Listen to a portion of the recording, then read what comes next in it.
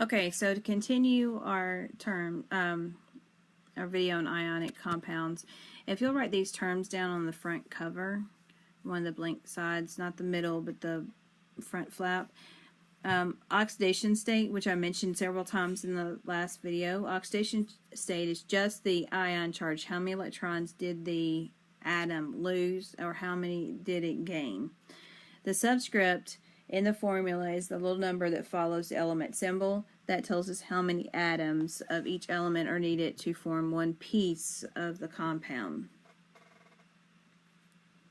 Alright, we're moving to flap 2, transition metals. To write the the formula for these, you're doing the same exact steps as the first step. The only thing is you don't have to look up the oxidation state of the metal because it is given to you in the Roman numerals.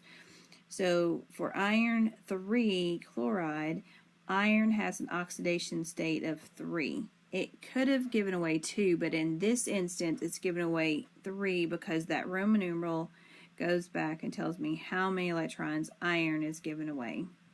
And then chlorine again is column 17, so -1. So we're going to have to crisscross those oxidation states.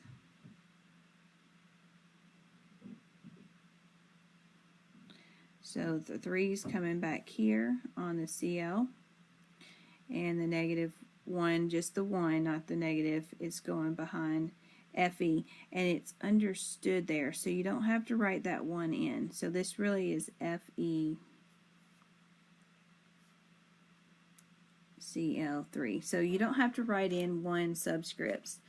The other thing on this, don't bring the oxidation state sign down, the positive or the negative, leave it alone. And there was one other thing that just slipped right out of my mind. I'll figure it out in a little while.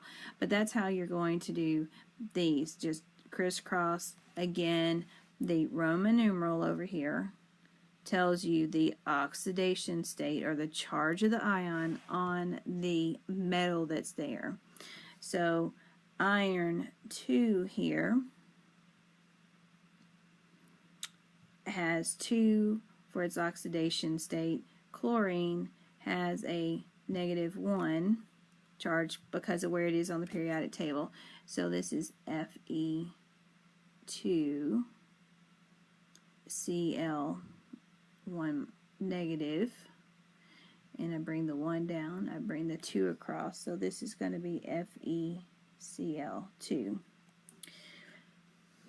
Alright, on the next one, iron 2 oxide, the final answer is FeO because the 2 positive and 2 negative cancel each other out, so you don't need to crisscross on this one. Chromium 4 oxide. Now this is where we get into these special cases where we may need to reduce. It really shows up more here on the binary compounds with transition elements than anything. But for chromium, I have a 4 positive, oxygen's a 2 negative. Now I can see right now that those two have in common at least common factor of 2. So you can reduce down at the top, or you can wait and do it at the end. Either way is fine. Those two numbers are different numbers, so this is going to be Cr2O4. So see how this one can be divided by 2, and this can also be divided by 2. So if you do that, this ends up being Cr2 divided by 2, 1, which is understood. And then oxygen becomes 4 divided by 2, so 2. So, whoops. And there is a typo over here. So this is the correct answer.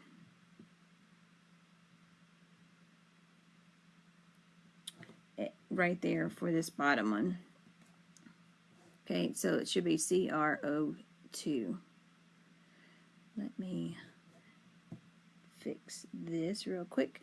Alright, so this right here is wrong. This actually should be Cr2O4 to start out with. And then under the reduce, for the final answer, this should be CrO2. Alright, the other thing with this is just you've got to practice these. okay? And we're going to get to the bottom part on how to name these. So that's all for this video. Make sure you do that correction.